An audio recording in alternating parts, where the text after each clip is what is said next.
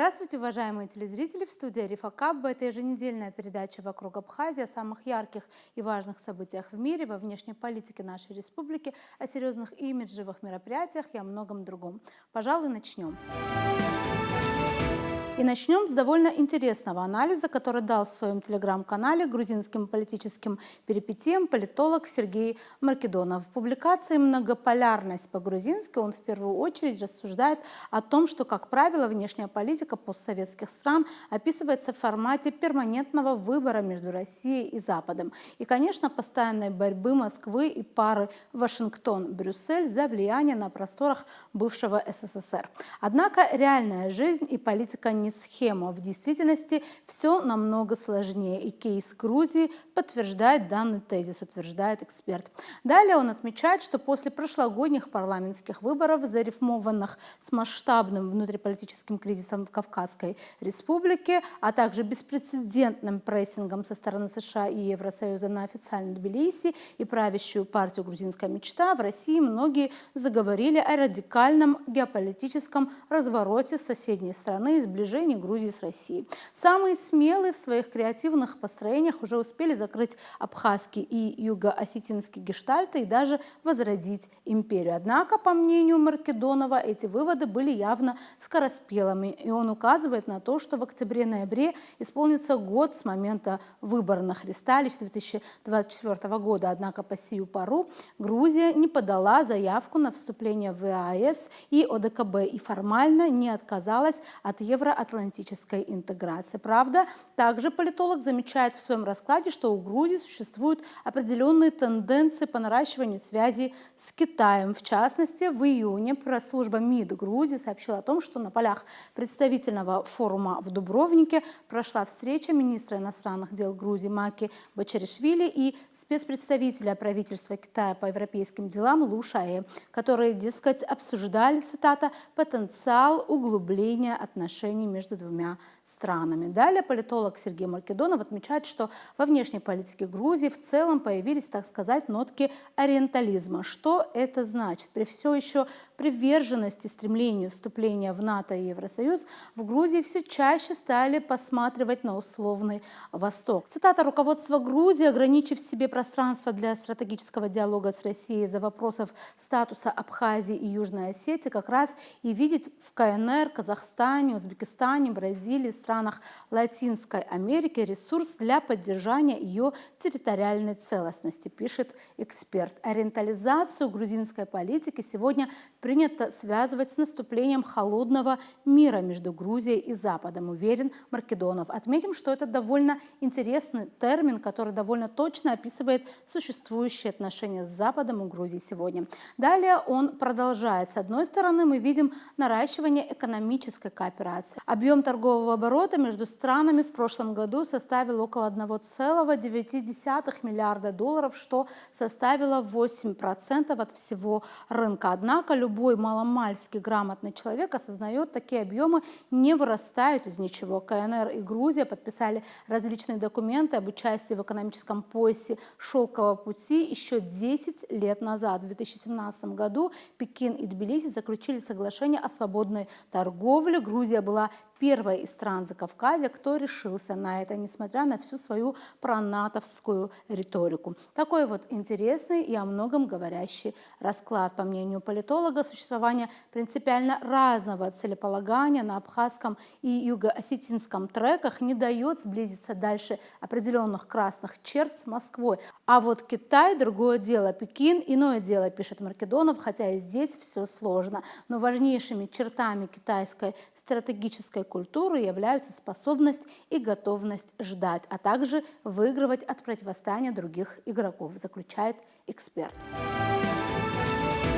К другим темам. США объявили о рекордных поставках вооружений на Украину. Объемы переданных Украине вооружений в скором времени могут достигнуть рекордных значений. Это анонсировал буквально вчера сенатор США Линдси Грэм в интервью телекомпании CBS News. «Я ожидаю, что в ближайшие дни вы увидите рекордный уровень поставок оружия Украине», заявил политик. Он выразил уверенность, что это вооружение поможет Киеву обороняться. Грэм пояснил, что президент США Дональд Трамп сможет использовать более $3 миллиардов в рамках механизма Presidential Drawdown Authority, который позволяет главе государства в чрезвычайных случаях поставлять вооружение иностранному партнеру без согласования с Конгрессом. Ранее сенатор США Ричард Блюменталь, который стал автором законопроекта о новых санкциях против России, заявил, что президент страны Дональд Трамп сменил риторику в отношении Москвы, поскольку Россия якобы не хочет мира. Тут, скорее всего, идет речь о недавнем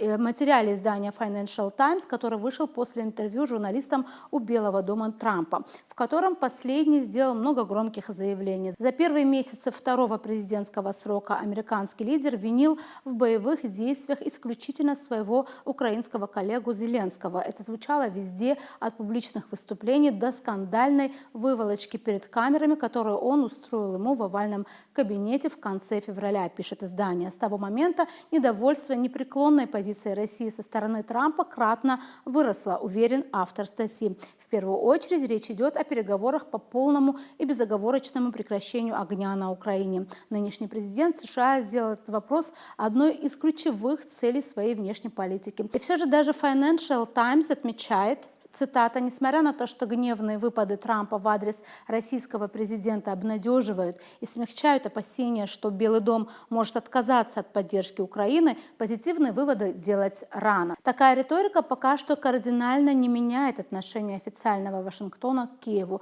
Тем не менее, в Киеве уверены, что для них подул ветер перемен, и ситуация меняется в их пользу. В своем традиционном вечернем обращении из Киева Владимир Зеленский также подчеркнул, что геополитический ветер меняется в пользу Украины. Мы получили политические сигналы на самом высоком уровне. Хорошие сигналы, в том числе от Соединенных Штатов Америки и от наших европейских друзей. Конец цитаты. Но далее само издание отмечает иллюзорность видений Зеленского.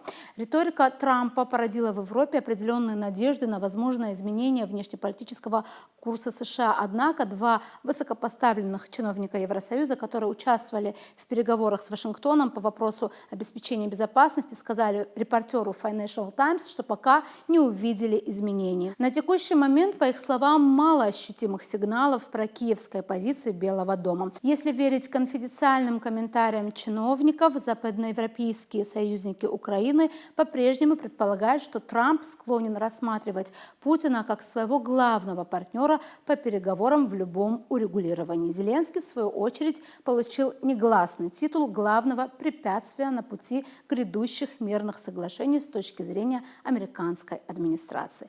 Обсудить все эти темы мы пригласили политолога Беслана Хакова. Смотрите интервью с ним.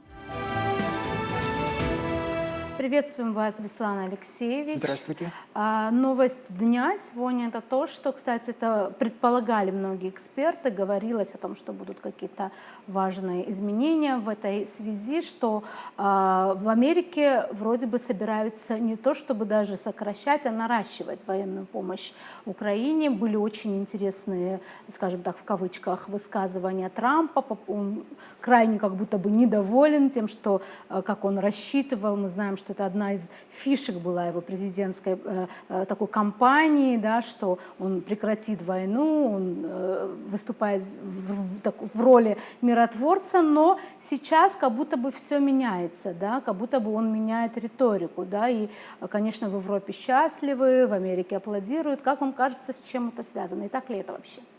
Вы знаете, все, что связано с деятельностью президента США, это многие обозреватели отмечают, настолько это нравится журналистам, публицистам, настолько это занимательная вещь, потому шоумен, что да? это шоумены, потому что вот этот шоумен, который имел место в своей деятельности, например, даже в бизнесе, в экономике, в политике, когда он был президентом, это все продолжается, потому что следит, вот взять какую-то логику, его высказывание, действия практически невозможно. Но это занимательно, это нравится многим обозревателям. Понимаете, когда приходил к власти, Дональд Трамп очень так был уверенно говорил про Украину. Может быть, это была риторика предвыборная. Так принято вообще-то говорить. Я приду к власти, стану президентом, в течение нескольких часов я решу вопрос Украины. Но жизнь, практика показывает вообще, что такие сложные конфликты так в день, в неделе, иногда даже в годы не решаются, не разрешаются, потому что очень сложный конфликт. И с этим столкнувшись, он начинает разочаровываться. Об этом многие говорят вообще-то, понимаете, что вот так взять и применить Украину, России невозможно, потому что жесткие требования друг к другу. Россия говорит Мы должны все наши планы осуществить. Какие планы? Мы должны первопричину убрать из этого конфликта. Украина должна стать демилитаризованной страной, нейтральной страной, вернуть все наши территории. Понимаете, это жесткие требования к Украине, которые Украина не готова. Украина тоже требует, в свою очередь. Понимаете, вот такие жесткие такие требования друг к другу говорят о том, что в ближайшие годы вряд ли этот конфликт будет урегулирован. Это первое. Второе.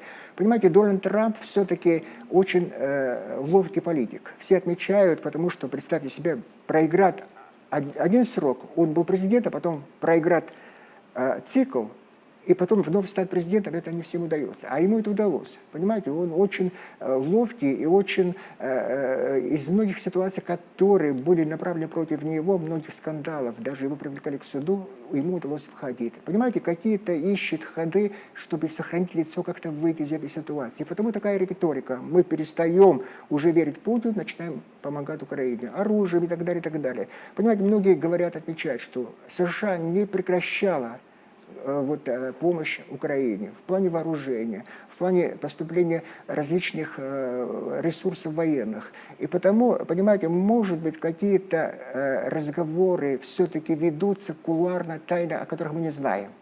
Многие допускают это. Вполне я тоже верю в это, потому что все-таки, понимаете, когда публично что-то говорят, когда тайно какие-то разговоры ведутся, потому что вроде бы заинтересованы все, но все к этим конфликтам подходят, какую-то точку соприкосновения найти очень сложно будет. И потому, к сожалению, наверное, в этом году вряд ли этот конфликт будет разрешен, урегулирован.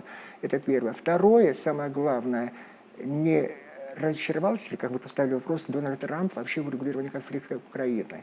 Понимаете, может быть, это вообще будет отложен в своей политической государственной деятельности. Я этому тоже не верю, потому что это имидж, удар по его имиджу, как великой страны, президент великой страны. Наверное, какие-то шаги радикальные будут предприняты, я думаю, что в ближайшие недели по отношению к этому конфликту. Во всяком случае, сегодня, например, сегодня, в понедельник, ждут какие-то его очень жесткие высказывания и по отношению к России, и по отношению к Украине. Но я вам напомню слова президента Российской Федерации. Мы привержены миру, мы заинтересованы, чтобы США занималась урегулированием конфликта, но мы все задачи, которые были поставлены, доведем до конца. А самое главное – устранить первопричину. И я думаю, что эта политика будет доведена до конца. Но, учитывая, что вроде бы тут все-таки есть, как вы сами сказали, принципиальное разногласие, да, между Украиной и Россией, вот если уже не говорить о громких заявлениях, да, которые делаются на камеру, там, перед Белым домом, как вам кажется, все-таки есть дальше, если говорить о переговорах, которые когда-то уже шли, мы за ними наблюдали, есть вот в ближайший год перспектива того, что все-таки они опять перейдут на трек переговоров, или тенденции говорят о том, что о переговорах, скорее всего, придется забыть, вот кажется. Понимаете, когда говорят о переговорах, об урегулировании конфликта, всегда сложно даже вокруг взять, о чем говорить. Понимаете, о чем говорить? Потому что задачи, которые были поставлены конфликтующими сторонами, еще не выполнены. Россия еще не вернула свои территории, как руководство заявляет. Украина говорит, что мы тоже вернем свои территории. Понимаете, это говорит о том, что о сложности конфликта. Это первое. Второе. Обратите внимание, что, понимаете, те боевые действия, как происходят боевые действия сегодня, постепенно это наступление, продолжающееся долгие, почти месяцы, годы даже, да, последнее наступление Российской Федерации говорит о том, что, понимаете, все-таки больше, может быть, рассчитывают решение этого вопроса, вообще возвращение своих территорий, а потом принудит Украину к переговорам. Я думаю, что политическое руководство решило все-таки, если даже США вмешается, эти вопросы сначала необходимо решить на земле. То есть на фронте. Да, на фронте, потому что, знаете, когда начинается, мы по Абхазии тоже мы знаем, да, когда были серьезные такие конфликты между двумя странами, тремя странами, очень важно занять очень такую, выгодную переговорную позицию. Понимаете, это потом, если перевес очень ощутимый, оппонента можно принудить. Это часто происходит в конфликтных ситуациях. Случится ли это в отношении Украины, мы увидим, я думаю, что в этом году, может быть, в начале будущего года, потому что, я еще раз повторяю, те задачи, которые были поставлены Российской Федерации, еще не выполнены, потому что многие территории еще не возвращены. И поэтому я думаю, что если даже Трамп будет заниматься активно политикой по отношению к Украине и России, очень сложно ему будет вот так взять и посадить двух президентов Владимира Путина или так называемый президент Украины, который еще легитимность его пропала, я не знаю, как будет относиться к нему Российская Федерация, посадить за стол переговоры. Это настолько непримиримо, вот такие требования друг к другу. Я думаю, что в ближайший месяц мы что-то все-таки узнаем об этом конфликте, очень такое, знаете, очень такое важное и для развития этого конфликта, и может быть разрешение, вот, если не в этом году, а в будущем году. Давайте о другой теме. На прошлой неделе, вот последние дни, часто говорят об ухудшении, скажем так, отношений между Россией и Азербайджаном. Да? Как-то вроде бы идет там усложнение, скажем, ситуации после событий в Екатеринбурге и не только. Да? Как вам кажется, вообще это вот какой-то такой моментный случай или все-таки что-то более глубокое лежит в основе этого? Я не верю в глубокий конфликт между Россией и Азербайджаном. Объясню почему. Потому что все-таки за последние десятилетия руководством и Российской Федерации, руководством Азербайджана было сделано очень много для улучшения отношений. И это почти им удалось. Некоторые события, которые произошли в отношениях между этими двумя странами, особенно после трагедийной ситуации, после связанной с самолетом, а потом некоторая была, даже не некоторая, а вообще обида была, что президент Азербайджана не приехал на празднование 9 мая. Понимаете, это все-таки оставило такой очень такой след, отпечаток. Но я думаю, что, знаете, вот я себе, вот, когда говорят о конфликте России и Азербайджана, поставил себе, вот такой прогноз себе сделал, поставил. Я думаю, что в ближайший месяц, полтора-два, я уверен, что произойдет какие-то связи между и президентом России Путиным и президентом Ильхамом Алиевым, переговоры, телефонные переговоры. И я думаю, что это конфликт, который имел место, он больше такой, знаете, случайный, связан с некоторыми событиями, но это не в интересах и Азербайджана, и не в интересах Российской Федерации, потому что те завоевания, которые были сделаны руководством, политическим руководством Азербайджана, я думаю, что она будет это ценить, потому что восстановление своей территориальной целостности, а потом установление мира на Южном Кавказе без активного участия России невозможно. Это в интересах, жизненных интересах Азербайджана. Я думаю, что вот эти спорные вопросы, некоторые недопонимания, которые имело место между Азербайджаном и Россией, будут урегулированы. Я думаю, что в ближайший даже месяц какие-то связи произойдут, встречи. И я думаю, что все-таки на тот уровень, который имело место, эти отношения будут еще раз возвращены, это отношения, потому что, еще раз я говорю, что это вопросы Кавказа, Южного Кавказа, Каспий, это в интересах, экономических, геополитических интересах и Российской Федерации, и Азербайджана. То есть вы не верите в некоторые анализы, например, экспертов и политологов, которые говорят о том, что после того, как решился, так скажем, карабахский вопрос, Азербайджан как будто бы почувствовал, что, возможно, уже можно и обойтись без России. Вот вы не верите, да? Вот абсолютно не верю. Я думаю, что этого не произойдет. Я вам другое скажу. Президент Азербайджана всегда подчеркивал важность отношений с Российской Федерацией. После того, как он пришел к власти, даже еще до восстановления территориальной целостности. Потому что он подчеркивал, говорил, что это в наших интересах. И потому, учитывая вообще исторические, вообще все реальные экономические ситуации, которые складываются вокруг Южного Кавказа, Каспия и так далее, в этом отношении этот политик Ильхам Алиев очень трезво мыслящий, я бы даже сказал, очень мудрый политик. Наверное, некоторые шаги были сделаны неправильно. Мне кажется, связано с этими событиями. Я имею в виду и трагедию с самолетом, и, может быть, и стоило бы поехать и в Москву. Я не знаю сейчас, мы мотивы не знаем, мы просто читаем, слушаем. Я думаю, что все-таки я верю, что все-таки в ближайшие дни, месяцы этот конфликт будет урегулирован. И я думаю, что даже встречи произойдут между двумя главами стран. И я думаю, что на тот уровень, который имело место, да, придется возвращаться, потому что это в интересах Азербайджана и Российской Федерации.